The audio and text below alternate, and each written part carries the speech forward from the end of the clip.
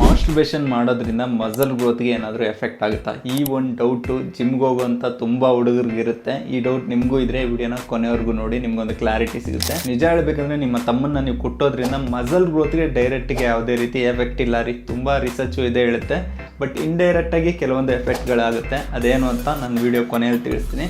ಮೊದಲಿಗೆ ನಿಮ್ಮ muscle ಗ್ರೋತ್ಗೆ effect ಆಗುವಂಥ ಕೆಲವೊಂದು ವಿಷಯಗಳನ್ನ ತಿಳಿಸ್ತೀನಿ. ಅದನ್ನ ನೀವು ಮಾಡ್ತಾ ಇದ್ರೆ ಫಸ್ಟು ಸರಿಪಡಿಸ್ಕೊಳ್ಳಿ. ಪ್ರಾಪರ್ ಸ್ಲೀಪ್ ರೋಟೀನ್ನ ಫಾಲೋ ಮಾಡದೇ ಇರೋದು, ಲೋ ಪ್ರೋಟೀನ್ ಡಯಟ್ನ ಫಾಲೋ ಮಾಡೋದು. ನೀವು ಹೈ ಪ್ರೋಟೀನ್ ಡಯಟ್ ಫಾಲೋ ಮಾಡಿದ್ರೇ ಮಸಲ್ ಗ್ರೋತ್ ಚೆನ್ನಾಗಿ ಆಗೋದ್ರಿ.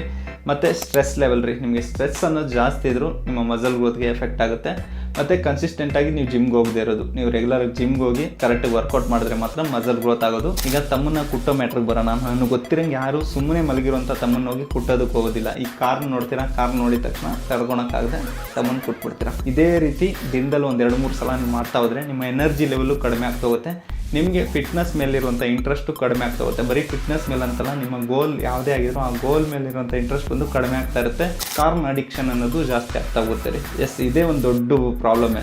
ನೀವೇನಾದರೂ ಕಾರ್ನಿಗೆ ಏನಾದರೂ ಅಡಿಕ್ಟ್ ಆಗ್ತಾ ಇದ್ದರೆ ಅದರಿಂದ ಹೇಗೆ ಹೊರಗಡೆ ಬರೋದು ಅಂತ ಒಂದು ವೀಡಿಯೋ ಬೇಕು ಅಂದರೆ ಕಮೆಂಟಲ್ಲಿ ಟಿಪ್ಸ್ ಬೇಕು ಅಂತ ಕಮೆಂಟ್ ಮಾಡಿ. ಆದಷ್ಟು ಬೇಗ ಅದ್ರ ಬಗ್ಗೆನೂ ಒಂದು ವೀಡಿಯೋ ಮಾಡ್ತೀನಿ. ನಾಳೆ ಸಿಗೋಣ. ಬಾಯ್. ಏನು ಮಾಡ್ತಾ ಇದೀಯೋ? ಪ್ರೋಟೀನ್ ಮಿಕ್ಸ್ ಮಾಡ್ತಾ ಇದ್ದೀನೋ.